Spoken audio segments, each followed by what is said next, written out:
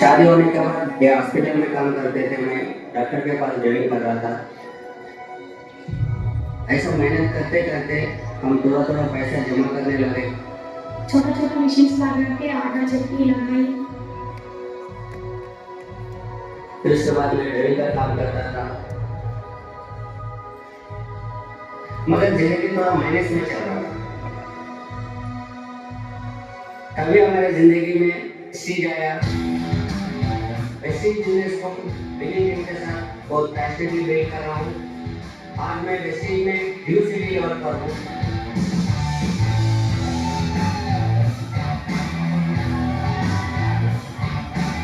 कभी मेरे बच्चों का स्कूल फीस भरने का बहुत मुश्किल हो जाता। आज बड़ा इंटरनेशनल स्कूल में पढ़ा रहा हूँ, कोई पैसे की दिक्कत ही नहीं। इस बिजनेस की वजह से मेरा सारा सपना पूरे हुए हैं।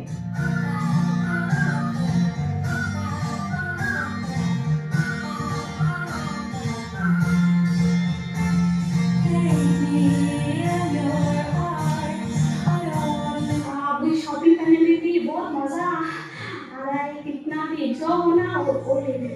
कोई खाने का शॉपिंग का कोई रिस्ट्रिक्शन नहीं, जो पसंद है वो खरीदते। पैसे तो ले लेते, सिर्फ चीज को पसंद है।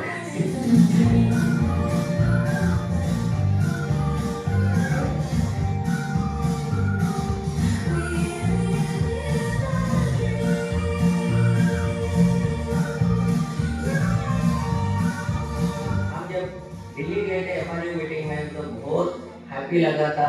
मुझे तो कुछ समझ में नहीं आ रहा था, मगर एक रिकग्निशन जो ड्यू सिटी का रिकग्निशन हुआ वो मेरे दिल में दिमाग में फिट हो गया। कभी मुश्किल में घर बेचना पड़ा, मगर आज मेरे को हैदराबाद में चारों तरफ ओपन लैंड लेके रखा। मैं कभी टैक्सी प्लेट चलाता था, मगर थोड़े दिन में मैं मर्सिडीज बेंज एस क्लास में हूँ। आप भी डिसीजन ले लीजिए, हमारे से अच्छा आप भी कर सकते हैं। Thank you. నిజంగా బుక్ చేసుకోరా అన్నట్టు ఉన్నా కాబట్టి వేస్తాను. నిజంగా బుక్ చేసిన చేతులు ఎత్తండి. చేయని వాళ్ళు బుక్ చేయని వాళ్ళు ఎత్తాను సార్. కొంతమంది ఉన్నారు, మీరు కూడా బుక్ చేసుకోండి.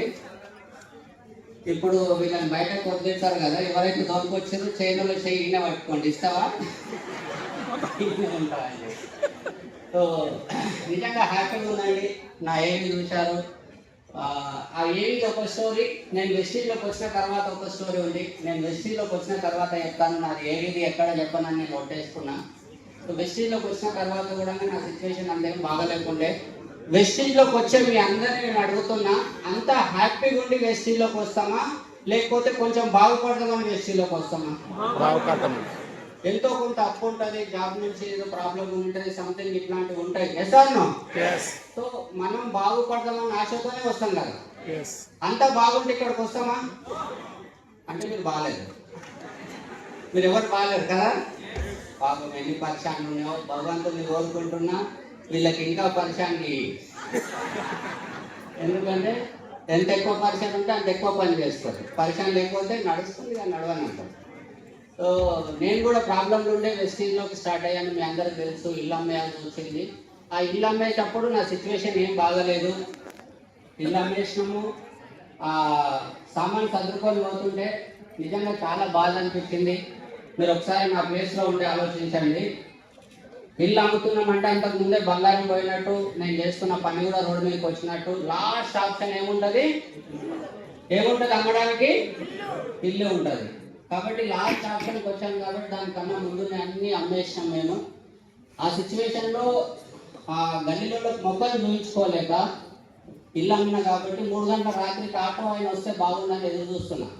కానీ ఆయన మధ్యాహ్నం 3 గంటలకు వచ్చాడు. ఆ సిచ్యువేషన్లో ఆ సామాన్లన్నీ టాటాయిస్లో పెట్టుకున్నాము. మనసంతా బాగా బరువైపోయింది, భయంకరమైన బరువు అయిపోతుంది. ఏంది నా బతుకు ఎట్లయింది, మేము ఇంత కష్టపడ్డా, నేను నా భార్య ఇంత కష్టపడ్డా కూడా ఇల్లు అమ్ముకోవాల్సి వస్తుంది, ఏంది నా పరిస్థితి, అసలు నేను బాగుపడతాను నా జీవితంలో. అప్పటికి వెస్టీలోకి వచ్చాను నేను, 1 year ఎంత అవుతుంది. ఈ స్టేజ్ మీద వీళ్ళందరినీ చూస్తుంటే నమ్మకం కుదురుతుంది. అరే కానీ తక్కువ చదువుకుంటూ సక్సెస్ అయ్యింది కదా, కానీ అంతా తక్కువ చదువుకుంది కదా, వాళ్ళు బాగానే బాగుపడ్డారు కదా అని లోపల ధైర్యం వస్తుంది. కానీ వాళ్ళ ఇల్లు నేను ఎంతనో కాదని ఎక్కడో ఒక దగ్గర ఉంటుంది కదా కొంచెం, ఆ లోపల అది ఉంది. ఇల్లు ఖాళీ చేసి బయలుదేరుతున్నాము, నా దగ్గర ఏం లేదు. చుట్టాల ఇల్లు అమ్ముకుంటున్నా కాబట్టి చుట్టాల గౌరవం ఉంటుందా? దోస్తులలో ఎవరైనా విలువిస్తారా? ఫోన్ చేసి ఎత్తుతారా? ఘోరమైన సిచ్యువేషన్. నా దగ్గర ఒక తెల్ల స్కూటీ ఉండే, ఆ స్కూటీ మీద నేను బిజినెస్ చేస్తుంటే చలి చూడకండి, ఎండ చూడకండి, ఆ స్కూటీ మీద నేను, మా బిడ్డ, మా కొడుకు, మా భార్య, నలుగురం. మా బిడ్డ అప్పుడు 7వ తరగతి చదువుతుంది. 7వ తరగతి చదివే అమ్మాయి, మా అబ్బాయి 5వ తరగతి చదువుతున్నాడు. ఆ సిచ్యువేషన్ వీళ్ళు అమ్ముతున్నాను. నాకు పరిస్థితి ఘోరం. అప్పుడు నాకు ఎట్లాంటి ఆలోచనలు వస్తున్నాయంటే పిచ్చి పిచ్చి ఆలోచనలు వస్తున్నాయి. వెనుకకే లేదన్నా లారీ వచ్చి గుద్దేసింటే బాగున్నా, టాటేసి ముంగట పోతున్నా. మా కొడుకు స్కూటీ మీద కూర్చోనిక ప్లేస్ లేకపోతే మా కొడుకు చెప్పిన, డాడీ నువ్వు ఆ స్కూటీ మీద కూర్చో, అది టాటాయిస్లో కూర్చో, అంకుల్కి రోడ్ చూపి మన కొత్త ఇంటికి అని చెప్పి. అదే ఇంట్లో నేను ఇప్పుడు కిరాయి కొంటున్నా, ఇప్పుడు కూడా కిరాయి మీ అందరికీ తెలుసు. సో ఆ రోజు నేను ఎంత పిచ్చి ఆలోచనలు ఉన్నాంటే వెనుకకే లేదన్నా పెద్ద లారీ వచ్చి గుద్దేస్తే బాగుంది, ఒక్కటే క్షణంలో పానం బాగుంది. లేదంటే రాత్రికి పోయినా రైలు పట్టణ మీద వండుకుందామా, ఇట్లా పిచ్చి పిచ్చి ఆలోచనలు వస్తున్నాయి మొత్తం. ఎందుకంటే పిచ్చి ఆలోచనలు వచ్చేది ఎప్పుడు అంటే మొత్తం ఓడిపోయినప్పుడు, వ్యక్తిగతంగా మనిషి మొత్తం ఓడిపోయినప్పుడు పిచ్చి ఆలోచనలు వస్తాయి. సార్ దీనికేం సపోర్ట్ వద్దు, అంటే నా సిచ్యువేషన్ అట్లుండే మీకు చెప్తున్నాను. అట్లాంటి సిచ్యువేషన్లో వెనకాల ఏం లేదండి. నా వెనకాల మా భార్య కూడా నన్ను నమ్మే పరిస్థితి లేదు. నేను మళ్ళీ చెప్తున్నాను. ఎందుకు నమ్మదు సార్, నీ భార్యనే కదా అంటే, నాకు అప్పటికి మ్యారేజ్ అయ్యి 15 ఏళ్ళు అయింది. 15 ఏళ్లకు నా భార్య నేను రోడ్డు మీద నిలబెడితే ఏ అమ్మాయి నమ్ముతుంది? అది నేను చెప్పే విషయం. నిన్ను నమ్మి వస్తే నువ్వేం చేసినావు? ఇల్లు అమ్మి నన్ను, నా పిల్లల్ని రోడ్డు మీద నిలబెట్టినావు అంటారా లేదా? ఎసార్నో. కానీ ఆ రోజు నా ఎంపడ ఏం లేదు, ఒక గౌరవం లేదు, అప్పించేటోడు లేడు, ఫోన్ మాట్లాడదామన్న లేదు. ఫోన్ మాట్లాడినా కూడా పోయినదే గుచ్చుతుండ్రు. మన తాకిదన పుస్తక ఇల్లు అమ్మినవంట కదా, కారు అమ్మినవంట కదా, రోడ్డు మీద పడ్డవంట కదా, ఎందుకు ఆ బిజినెస్ పట్టుకొని ఇట్లా ఘోరం. ఎవరు ఫోన్ చేసి ఇదే కన్ఫర్మ్ చేసుకుంటారు నిజంగా నమ్మినావా అని చెప్పేసి. అట్లాంటి సిచ్యువేషన్లో నా ఎంపడ ఉన్నది 3 అండి. ఈరోజు కూడా చాలా ప్రౌడ్ అనిపిస్తుంది. మన great upline Vestige winning team ఇంకే వెనకాల ఏం బతికే శూన్యం, కానీ వెనకాల ఉన్నది అప్లైన్ ఒక్కడే. అప్లైన్ అంటే ఎవరు తెలుసు కదా మీకు? ఎవరు? ఈరోజు 10 ఫోన్లు చేస్తే మీరు వచ్చారు కదా, ఆయన అప్లైన్. ఆయననే మీ జీవితం మార్చేటైనా. బయటకు వెళ్ళాలని మంచిగా అబ్బాయి అయితే పిలిచినోడు మీరు, అబ్బాయి అయితే అగ్గియండి, అమ్మాయి అయితే మీరు, అమ్మాయి అయితే అగ్గించి థ్యాంక్ యూ చెప్పండి వాళ్ళకి. వాళ్ళని అప్లైన్ అంటారు. వాళ్ళని నమ్ముకుంటే, ఆయన నమ్ముకుంటే నా బతికి ఎట్లా మారింది 5 ఏళ్ళంటే ఈరోజు 5-6 కోట్ల రూపాయలు సంపాదించినాయి. కరెక్ట్ 5 ఏళ్ళ 5-6 కోట్లు సంపాదించిన. ఈరోజు మా పాప బిడ్స్ పిల్లని లేదో ప్రోగ్రామ్కి వెళ్ళింది. ఆ రోజు స్కూటీ మీద కూర్చోబెట్టుకోనికి ప్లేస్ లేదు. ఇప్పుడే ఫోన్ చేసిన లోపలికి వస్తుంటే, డాడీ నేను క్యాంటీన్కి పోతున్నా, 500 అంటే 1000 రూపాయలు వేసిన.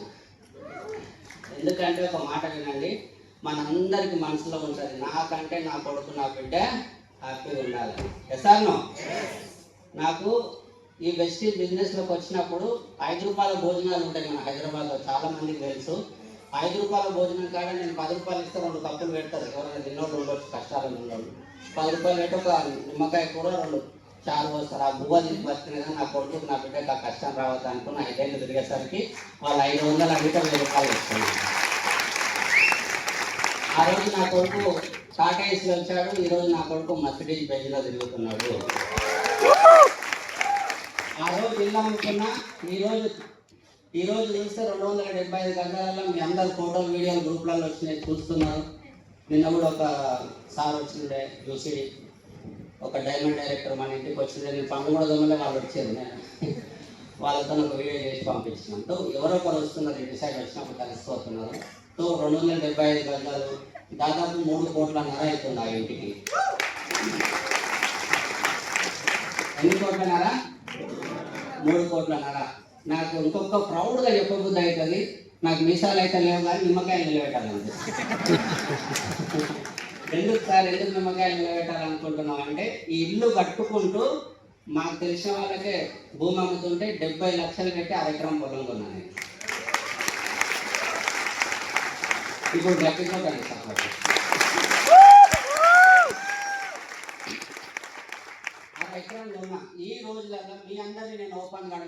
మీకు తెలిసిన వాళ్ళు ఎంతమంది అరెకరం పొలంలో ఉన్నారు వెస్టీలో కాకుండా?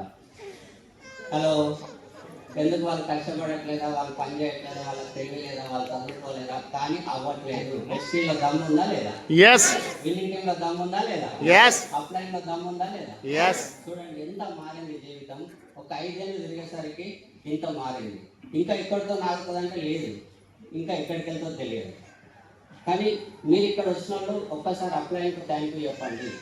మీరు పిలిచిన వాళ్ళు వాళ్ళ మాట వినండి. అట్లా చేస్తే మా లైఫ్ ఎట్లుందో మీ లైఫ్ అట్లా మారుతుంది. ఎందుకు ఇవన్నీ చెప్తున్నారు సార్? మీరు ఈ 5 బెంచ్ కార్లు పట్టుకొని ఊరు ఎందుకు తిరుగుతున్నారు సార్? మేము 16 ప్లేసులు తిరిగి వచ్చినాం. 16 ప్లేసులలో కూడా మేము ఒక్కటే చెప్పడానికి వెళ్ళాము. మా పరిస్థితి బాగలేకుండే మీ పరిస్థితి కూడా బాగుందో బాగలేదో నాకు తెలియదు. కొందరు అప్పులాల్లో ఉండొచ్చు, కొందరు కొడుకు బిడ్డలు దూరమై ఉండొచ్చు, సంథింగ్ ఏదో ప్రాబ్లం ఉండొచ్చు. ఒక వ్యక్తి ఉన్నాడంటే ప్రాబ్లం లేకుండా ఉన్నాడని నేను నమ్మను. ప్రాబ్లం లేకుండా ఉంటే ఇక్కడ ఉండడు, నేను గ్యారెంటీ రాసిస్తాను.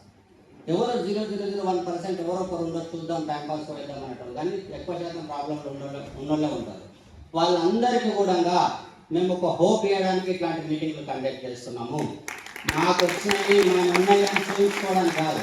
చూసినా మాకు బెంచ్ కార్లు వచ్చినాయి, 5 కాదు 7 బెంచ్ కార్లు వచ్చినాయి, ఇంత సంపాదిస్తున్నాం అని చెప్పుకోవడానికి, గర్వంతో చెప్పుకోవడానికి కాదు. నేను మళ్ళీ చెప్తున్నా, మేము ఇలాంటి పరిస్థితుల్లో ఉండి బాగుపడ్డాము. ఆ రోజు మా వెనకాల కొంతమంది ఉన్నారు, ఈరోజు మేము చాలా మంది మీ వెనుకాలు ఉన్నాం. మీరు మాతోనే కలిసి పనిచేయండి, మీ జీవితాలు మారుతాయి అని ఒక నమ్మకం మీటింగ్ పెడుతున్నాం. సో మేము కూడా కలిసి నడవడానికి మీరు సిద్ధమా? ఆలోచించుకోండి. కష్టాలు ఉంటాయి, అవమానాలు ఉంటాయి. ఎంత పెద్ద అవమానం వస్తే అంత పెద్ద వెతుకుతారు చెప్తాడు ఆయన మీటింగ్ గా.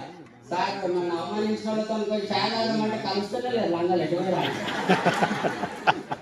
నేను అర్థమవుతుందా? సార్ మరి డబ్బులు లేవు, ఏం లేవు, ఎట్లా బిజినెస్ చేసినావు సార్ అని మీరు ఎవరైనా అప్పులాలు ఉన్న నన్ను అడిగితే కనుక, చూడండి లీడర్స్, నాకు బాధలు ఉన్నాయి. నేను మీ దగ్గరకు వచ్చిన అదే బుద్ధి నేను ఇల్లు అమ్ముకున్నారా, కారు అమ్ముకున్నారా, అందుకే వెస్టీలో జాయిన్ అయ్యా. ఎంతమంది జాయిన్ అవుతారు?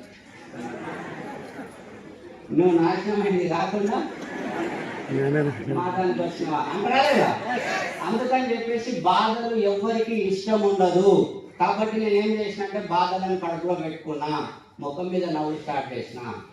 బాధలు కడుపులో పెట్టుకోవాలి, బయటకు బాధలు చెప్తే ఎవరు బిజినెస్లోకి రాదు. నేను రాసైన మాట వాస్తవమే, కానీ 5 ఏళ్ళలో చేసి చూపిస్తాను, నడు కలిసి పనిచేద్దామని చెప్పిన, అట్లా చేసిన. కాబట్టి మీకు నవ్వేటోళ్ళు ఇష్టమా, బాధపడేటోళ్ళు ఇష్టమా? నిజం చెప్పండి, నవ్వేటోళ్ళు ఇష్టమా, బాధపడేటోళ్ళు ఇష్టమా? మీరు మనతో మాట్లాడుతుంటే నవ్వుతున్నా, బాధ చెప్తారా? ఏం చేయాలి సార్? అందుకే మీ బిజినెస్ చాలా స్పీడ్గా అవుతుంది, మాకు స్లో అవుతుంది. అందుకే బెంచుతాను. గీత ఉంది, గీత ఉంది. మాకు హెలికాప్టర్ ఇచ్చింది, నా నెక్స్ట్ డ్రీమ్ హెలికాప్టర్. గీతకు ఒకసారి గట్టిగా క్లాస్ చేయాలి. మేము బెంచ్ కాడ ఆగిపోయినాం. నేను రోల్స్ రాయిస్ తీసుకుందాం అనుకున్నా, దానికి కూడా బుద్ధి రోల్స్ రాయిస్ హెలికాప్టరే కొంటా, అది కూలినా పర్లేదు. ఎవరైతే లేదో వాళ్ళ ఇంటి ముందరనే కూలని అర్థమవుతుందా? సో అట్లా నవ్వడం స్టార్ట్ చేశాను. నవ్వుకుంటూ ఉన్న దాంట్లో చదువుకున్నాను. ఎవరినో అయ్యప్ప అని దేవాలయ వెస్టీలో ఉండాలని డబ్బులు అడగొద్దు. మీరు కూడా వెస్టీలో డబ్బులు అడగొద్దు. బయట మొత్తం తెచ్చుకుంటుంటే మీరు తెచ్చుకొని 300 రూపాయలు షూస్, 300 రూపాయలు ప్యాంటు, 300 తెల్ల షర్టు. నీట్గా ఉండే వ్యక్తులు ఇష్టమా, నాకు బాధలు ఉన్నాయని చెప్పి ఎట్లుంటే అట్లుంటే ఇష్టమా? నీట్గా ఉండే వ్యక్తులే ఇష్టం కదా మీ అందరికి. కాబట్టి నేను కూడా ఉన్న దాంట్లో చదువుకున్నాను. అండ్ ఇంకొకటి, బయటకు వెళ్ళడానికి పైసలు ఒక 100 రూపాయలు ఉన్నాయి ఈరోజు నా జేబులో, 100 ఉన్నాయంటే 100 రూపాయలు ఫుల్ మీల్స్ తింటే అయిపోతుంది. ఎసార్ను కానీ ఫుల్ మీల్స్ తినకుండా 2 సమోసాలు తిని ఒక ఛాయ్ తాగి అంటే 30 రూపాయలు నా కడుపు పెట్టుకొని 70 రూపాయలు పెట్రోల్ పోసుకున్నాను. కాబట్టి ఈరోజు 5-6 కోట్లు సంపాదిస్తున్నాము. ఉన్న దాంట్లో చదువుకొని చేసినాము. నేను వెస్టీలోకి వచ్చిన తర్వాత కొన్ని విషయాలు వదిలేయాలి మనం. ఏంటిదంటే మొహమాట పడడు.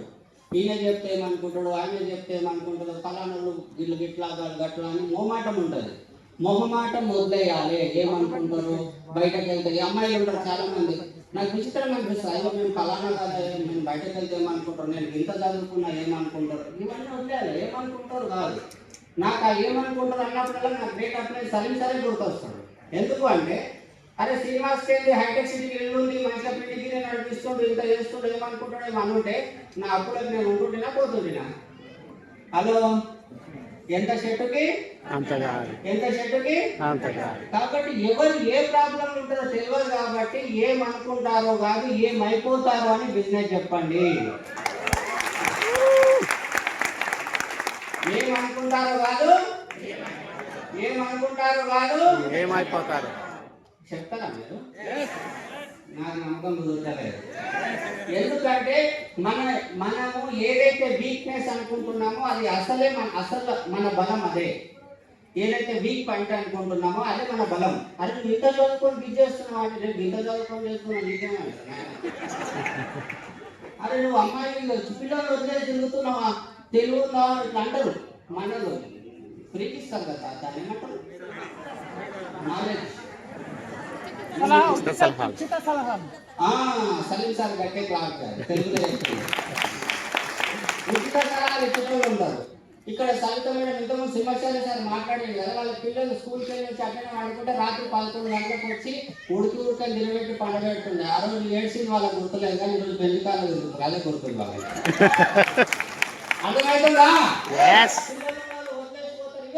మంచి జాబ్ పిచ్చి పట్టిందా అంటారు. అది మంచి జాబ్లో 12 లక్షలు 15 లక్షలు చూపించి మరి మంచి జాబ్లో రాబోయే 5-10 ఏళ్ళలో ఏమవుతుందో నాకైతే తెలియదు. పేపర్లు చూస్తే గుండె దొడ్డగా ఉంటుంది. ఉద్యోగాలు మనకు నాకేం పడలేదు. ఎంత టెక్నాలజీ వచ్చినా పన్ను తోమాలి. నాకు బయటకు వెళ్తే మొత్తం వాళ్ళే కనబడతారు పన్ను తోమటం. మీకు ఇదేం చెప్పండి, స్నానం చేసి వచ్చిరా దేవుడికి గట్టిగా మొక్కిరా? మరి నాకు నా మాటలు అందుకే అంటున్నారు. అర్థమవుతుందా? మీకు కనబడేటువంటి కూడా మనుషులే. నాకు ఎందుకంటే ఒక జాబ్ ఇప్పుడు దాస్ గారు ఉన్నారు, పోలీస్ ఉద్యోగం రావాలంటే పలానా హైట్ ఉండాలి, పలానా జాబ్ జంప్ చేయాలి, అన్నీ పాస్ కావాలి. ఇస్తాను హైదరాబాద్ లో సాఫ్ట్వేర్ ఫేమస్. సాఫ్ట్వేర్ కావాలంటే ఏం కావాలి? పలానా డిగ్రీ ఉండాలి. కానీ డిస్ట్రిక్ట్ ఏం కావాలి? చాలు మనిషి అయితే చాలు. అర్థమవుతుందా? అర్థమవుతుందా? డిగ్రీ అవసరం లేదు. తెలుసు కదా మా డిగ్రీ నీ మొత్తం గంటలో మా కారణం 7వ తరగతి 18. అర్థమవుతుందా? 7వ తరగతి డిగ్రీ ఉంది. థ్యాంక్ యూ దేవుడా 7వ తరగతి చదివించినాను. అడిగిన పని చేస్తుంది. ఎవరు నాకు అర్థమే కాదు. ఇదేంటి మీకు రాయేస్తాను నేలైడి కొట్టు చూద్దా అంట ఉట్టిదే ఫీల్ అవుతారని. అర్థమవుతుందా? ఇది ఈజీ బిజినెస్. నాకు 2020 నాకు బాగా గుర్తొస్తుంది. ఇదే హాలు ఇదే బయట మేము ఒక డిసిషన్ తీసుకున్నాం 2020లో. ఏమని అంటే 2025 కంతా ఈ హాల్లో ఉన్న వాళ్ళు మేము అందరం అనుకున్నాం ఈ హాల్లో ఉన్న వాళ్ళు 500 మందికి కాలు రావాలి, ఈ 500 మందికి లక్ష ఇన్కమ్ రావాలని ఇట్లా డిసైడ్ అయినాం మేమంతా. ఎప్పుడు 2020లో ఒక 100 కార్లు రావాలి, 10 మంది డివిసీలు కావాలి, లగ్జరీ కార్ రావాలి, ఒకటి ఉండాలి. నేను మీలాగా కొత్త ఉన్నా రావాలి నేను కూడా ఉన్నా. మీరు కానీ ఎక్కడ టికెట్ చేస్తున్నాను. అర్థమవుతుందా? ఆ రోజు భగవంతుడు మా నోటికి ఎందుకు ఆ మాట అనిపించిందో తెలియదు కానీ అవన్నీ 2025 కంతా నిజమైనవి. 10 కార్లు అనుకుంటే 500 కార్లు వచ్చినాయి. ఎన్ని కార్లు వచ్చినాయి? 500 కార్లు వచ్చినాయి. 10 మంది డివిసీలు అనుకుంటే 22 మంది డివిసీలు ఉన్నారు. 1-2 లగ్జరీ కార్లు అంటే 7 లగ్జరీ కార్లు వచ్చినాయి. ఈ రోజు కొత్త సంవత్సరం ఈ మీటింగ్లలో మళ్ళీ మేము అందరం ఫ్రంట్ రో ఉన్న ప్రతి ఒక్కరం కలిసి డిసిషన్ తీసుకున్నాము 2030 నెక్స్ట్ టార్గెట్ ఎప్పుడు? ప్రపంచం అంతా ఆర్థిక మాధ్యమంలో ఉంటుంది, మనం మాత్రం లక్షల కోట్లు సంపాదించబోతున్నాం. ఎందుకంటే ఏం చేస్తే తెలియదు కానీ పనుదోమనే సహాయం. నాకైతే ధైర్యం బాగుంది. వ్యవసాయం చేయాలి, అందంగా ఉండాలి. మనతో ఉన్నాయని అవే అందంగా ఉండేటివి, బక్కగా అయ్యేటివి, లడ్డుగా అయ్యేటివి, రోగాలు రాకుండా ఇవే ఉన్నాయి. కాబట్టి 2030 టార్గెట్. ఆ 30లో మీరు ఉన్నారో లేదో చెక్ చేసుకోండి. 2030 టార్గెట్ ఏది అంటే 5,000 మందికి మేము కార్లు టార్గెట్ పెట్టుకున్నాము. 5,000 ఇంకా అసలు ఉన్నది దీంట్లో 5 ఎకరాల పొలం, ఆ పొలంలో G+2 ఇల్లు, ఆ ఇంటి ముంగట ఇట్లా నల్లగా నిగనిగలాడే బెంజ్ కారు ఉండాలి. దీనికి నమ్మకం చూద్దాం నన్ను చైతన్య కాదు. 2030 టార్గెట్ తో మా తాను కలిసి నడవడానికి మీరు సిద్ధమా? సిద్ధమా? చిన్న చిన్న అవమానాలు పడడానికి సిద్ధమా? సిస్టమ్ ప్రకారం పనిచేయడానికి సిద్ధమా? 2030లో బెంజ్ కార్ తీసుకోవడానికి సిద్ధమా? చూసుకోండి, అవమానాలు వస్తాయి మరి. మీరు ఎట్లా బయటకు దాచి చెప్పిండు కదా, వీళ్ళ సాకులో కంటే సూసైడ్ పెట్టించని చెప్పిండు.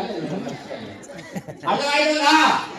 మీరు ఇంత చూస్తున్న బయట కొంతమంది ఉంటారు. ఏ కంపెనీ పోయినారు? వెస్టిండా మీకు ఇప్పుడు తెలుసా? నాకు ఎప్పుడూ తెలుసు. అందరూ అలా ఉన్నారు కదా, అందరూ అట్లా అంటారు సార్. ఎవరు చెప్పి మాకు తెలుసు తెలుసా? ఏం చేస్తారు? ఎంతమంది ఉంది అట్లా? అందరికి మొమెంట్ వాడకండి సార్. అందరికి ప్రాబ్లమ్స్ వచ్చినాయి. ఇంతమందికి ఉన్నది రాదు. ఇప్పుడు వాళ్ళని ఉల్టా అడగండి. నీకు ఎన్ని రోజుల ముందు తెలుసు? 6 నెలల ముందు తెలుసా? ఏడాది ముందు తెలుసా? 2 నెలల ముందు తెలుసా? 5 ఏళ్ళ ముందు తెలుసా? ఈ 6 నెలల నుంచి నీ జీవితం ఏమైనా మారిందా? ఈ 5 ఏళ్ళ నుంచి నీ జీవితం ఏమైనా మారిందా? 3 ఏళ్ళ నుంచి ఏమైనా మారిందా? నేను ఇప్పుడే మీటింగ్ చూసి వచ్చినాడు. బయట వాళ్ళ జీవితాలు మారినాయి, వాళ్ళ బెంచ్ కార్లు బయట ఉన్నాయి. ఇప్పుడన్నా మారుతావా లేకపోతే ఆమె అడగొచ్చా? అంటే ఇంత ఖచ్చితంగా అడగకండి, నవ్వుకుంటూ అడగాలి. అన్న 6 నెలలు టైం వేస్ట్ చేసుకున్నాం అన్న, ఎట్లా అన్నా ఇదో వాళ్ళు 50,000 ఇన్కమ్ లేదు, నువ్వు ఇంత తెలియదు ఇంటిలో ఉన్నావన్న అనొచ్చా? అనొచ్చా? మళ్ళీ ఇంకో మాట అంటారు, వెస్టీజ్ అందరూ అయిపోయారు కదా, వెళ్ళిపోతున్నారు అంటారా? పలానాలో వేరంట, పలానాలో వేరంట అని అంటుంటారు. ఆ దానికి ఏం చెప్పాలి? ఏం చెప్పాలి? ఇప్పుడు దాసు సార్ ఈయన ఉన్నాడు, నేను ఈయన ఉన్నా, కంపెనీ ఈయన ఉంది. ఇప్పుడు మీరు అంతా నాతన చిట్టేసారు, నాతన కదా, ఎవరితో వేసారు.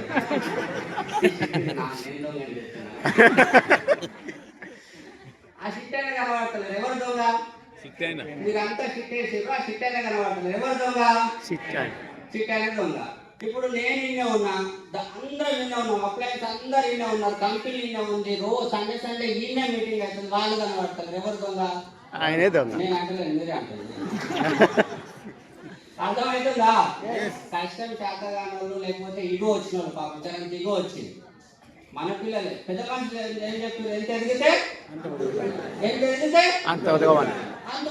మనం నా వల్లనే అవుతుంది అన్నట్టు వచ్చింది, ఎటువరు మన పిల్లలు వస్తారు. అర్థమవుతుందా? అర్థమవుతుందా? 2030 దాకా మాత్రమే కలిసి నడవడానికి సిద్ధమా? కష్టపడడానికి సిద్ధమా? 2030 మీదే. All the best. Thank you. Back to host.